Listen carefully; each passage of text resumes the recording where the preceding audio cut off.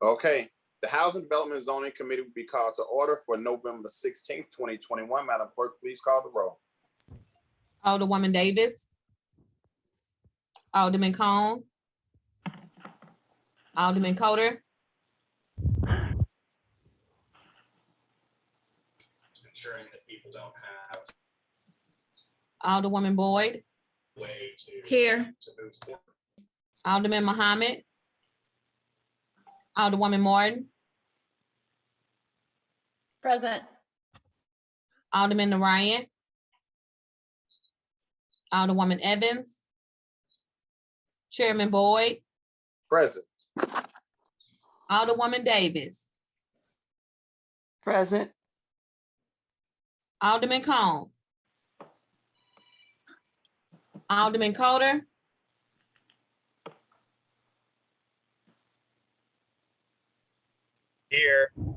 Here. Thank you. Alderman Muhammad. Alderman Narayan. Alderwoman Evans. 5 present, you have quorum. Thank you, Madam Clerk. I'll entertain a motion on approval of the minutes for November the 9th, 2021. So moved. It's been moved. Second. The movement second. Madam Clerk, please call the roll. Alderwoman Davis. Aye. Alderman Cone. Aye. Alderman Coder.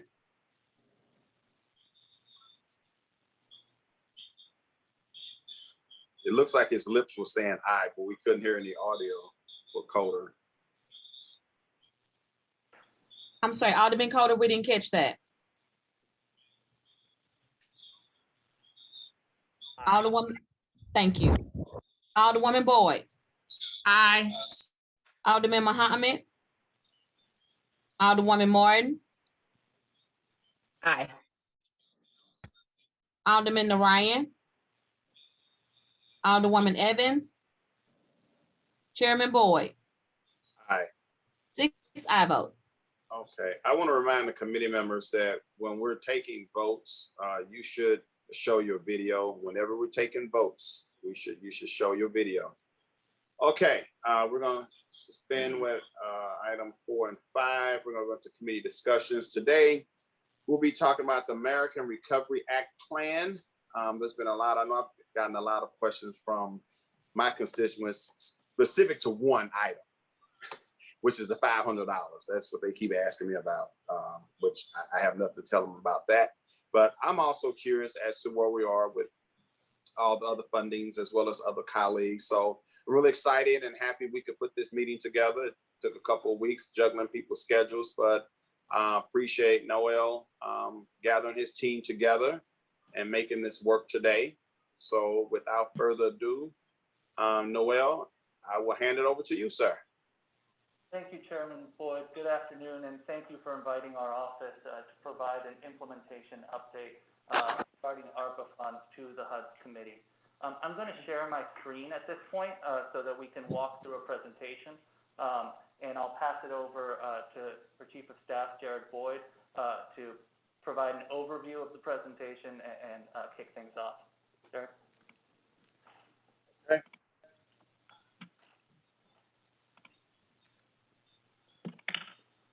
Good afternoon, members of the committee. Jared Boyd, Chief of Staff in the Mayor's Office. I'm going to provide a brief overview of where we stand with the American Rescue Plan Act implementation that was ratified through Board Bill 2. After doing so, I will yield the floor to Dr. Matisse Lechois-Davis, our new health director, who will provide a brief update on our COVID response. After such time, we'll go through the Department of Health expenditures, after which time we will go through the Department of Human Services expenditures in conjunction with Yusef Scoggins, our new Department of Human Services director, and we'll also bring in Treasurer Adam Lane in conjunction with Mr. Scoggins to talk about direct cash assistance. Noel Pfeffer in our office. We'll talk about the development agencies, and then I will close with some of the administrative expenditures. So without further ado, just want to remind the committee about the timeline for ARPA and Board Bill 2. ARPA was signed into law by the President in March of 2021 with very specific purposes, the very specific purpose of helping America recover from the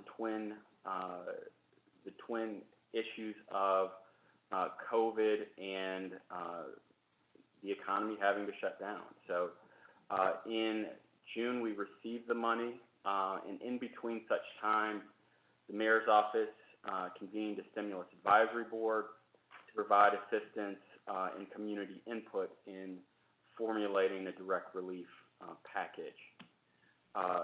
Prior to Board Bill 2 going into effect, a small portion of the ARPA funds were used as revenue replacement dollars. And then finally, in August of 2021, $122 million of the state, local, and recovery funds were passed by the board and signed into law, and another approximately $12 million in rental and utility assistance funds were also signed into law.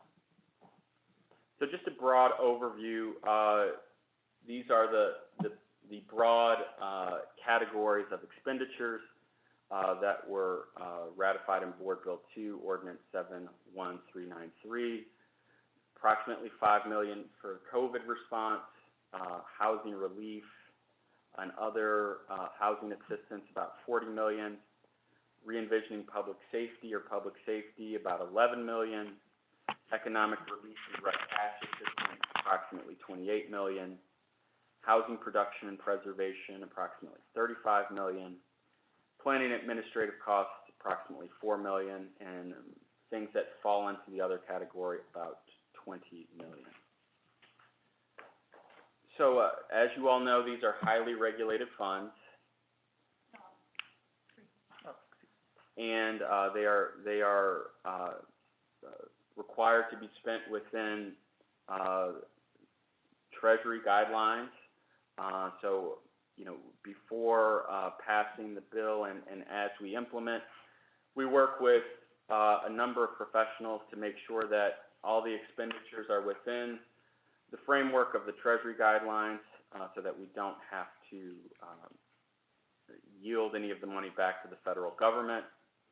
We sent along some of the literature on the guidance for the expenditure of these monies. So with that, most of these expenditures are spent after competitive procurement process. In the city of St. Louis, we also have our professional services ordinance. So as we go through some of the line items, you'll notice the theme of these expenditures going through the RFP process before dollars are spent. There are also reporting requirements that go with these funds, and we have submitted a report to the federal government that was submitted at the end of August that we sent to the committee on our expenditures and kind of the rationale behind each of the expenditures. And we know that these funds will be audited, so we are working with auditors on the front end to ensure that we are ready when such time comes to pass. So with that, I will go through some of the Department of Health expenditures to provide an update on where those stand. And I believe you all have a spreadsheet that will help kind of lead this conversation. So the first line item is for $500,000, and that's for canvassing community outreach. And we've listed some of the KPIs that we are looking for with that expenditure. Increased vaccination rates, increased health service usage, So we submitted an RFP or issued an RFP beginning of October with a closing date of late October, 10/25/21. And we've received RFP responses that are being reviewed by the PASA committee and expect at least one contract to be ratified as a result of that. It's also important to note that prior to this RFP being issued, we located some community block grant dollars to start the community canvassing process. With respect to the second line item, community health workers, this line item, and Dr. Mahdi might refer to this in her overview to COVID. We hired a number of individuals to supplement the health department that were paid for by the CARES Act, and this appropriation has allowed us to retain some of that increased capacity, and I'll allow Dr. Mahdi to discuss that if need be further.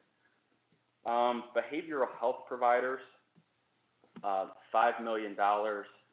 This is to increase utilization of mental health services, decrease officer-involved violent incidents, and really kind of build upon some of the progress that we've had with cops and clinicians and diversionary services.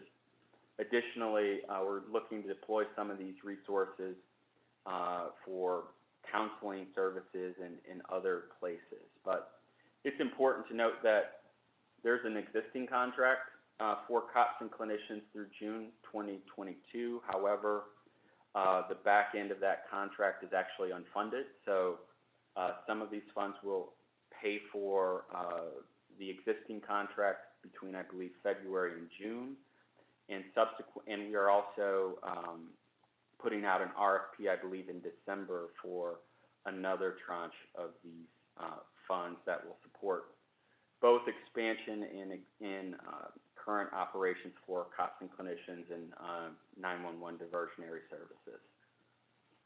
Community violence intervention programs, that's another $5.5 million.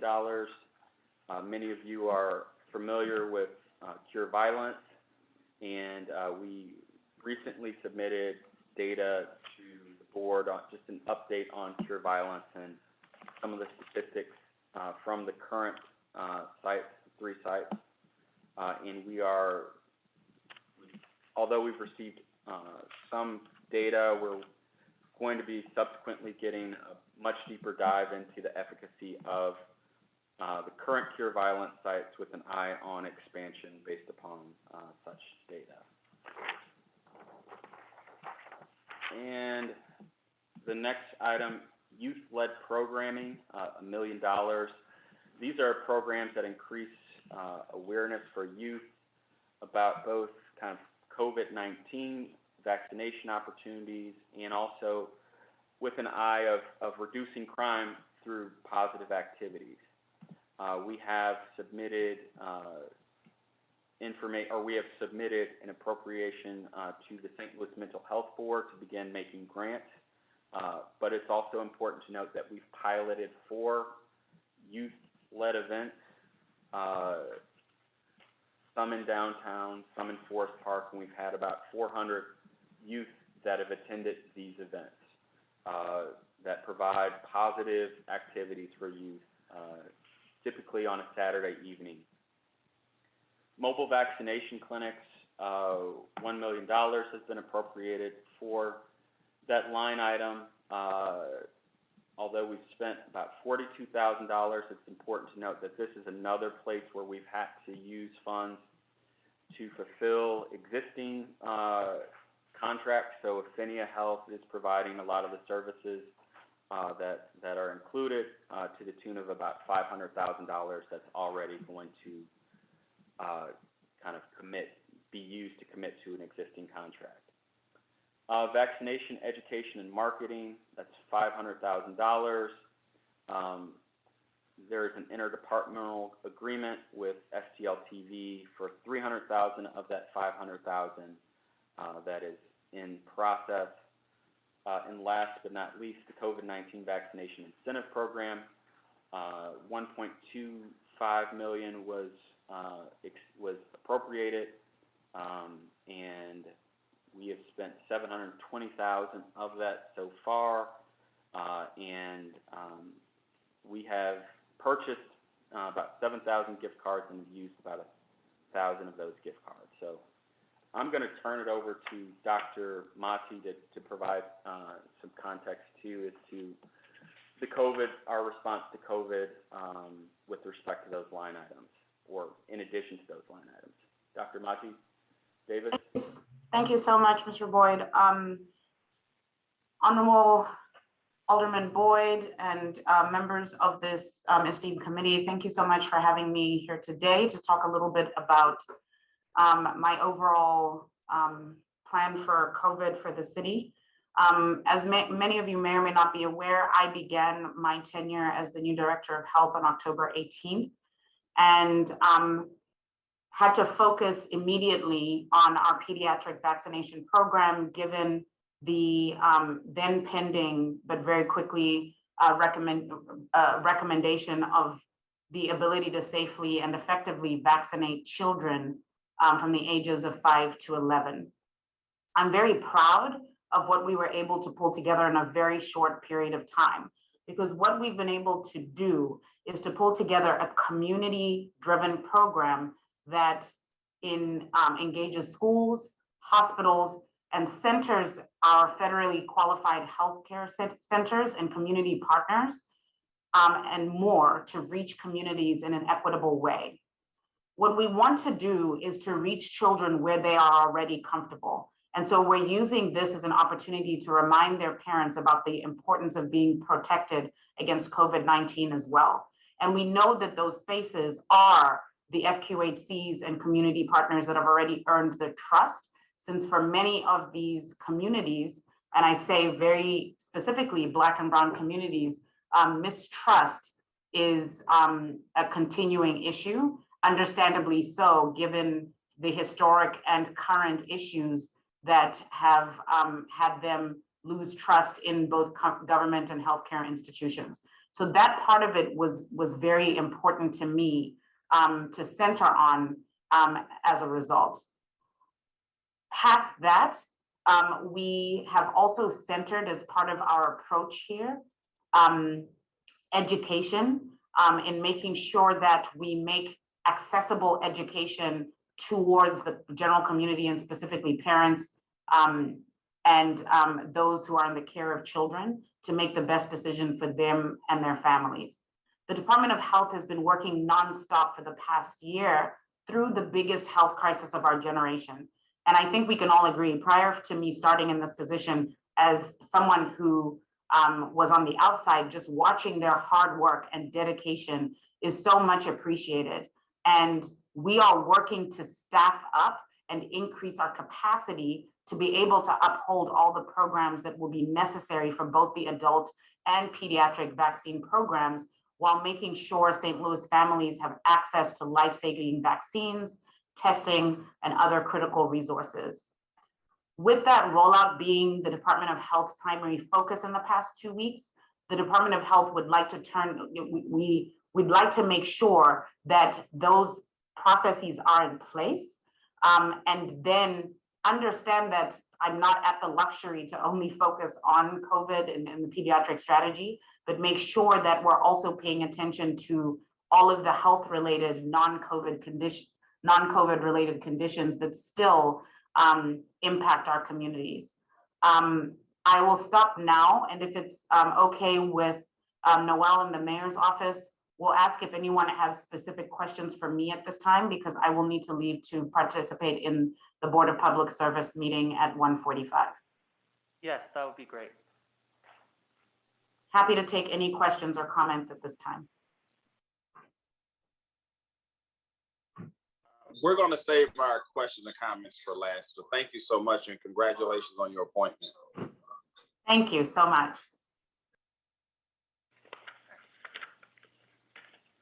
With that, Chairman Boyd, I'm sure Noel can back you up if we have any questions. Yeah, He's the I do policy think- advisor, so he knows everything. We always look for him when we don't know the answer. I would definitely would- back him up and say him and this office have been invaluable in bringing this rookie up to speed.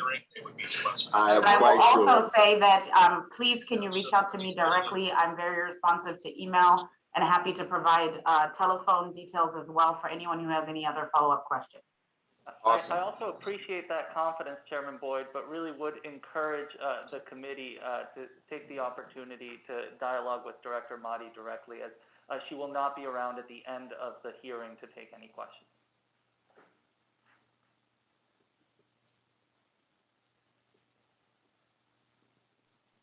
Sorry, Chairman, you're on mute. Thank you. I was saying thank you, Mr. Noel. Let me find my cheat sheet and I will do just that. I'll go around real quick and see if anybody have any questions. Let's see here. I'm doing double duty here. It's a shame that Zoom makes you be in two places at one time. Omnipresent, right? Okay.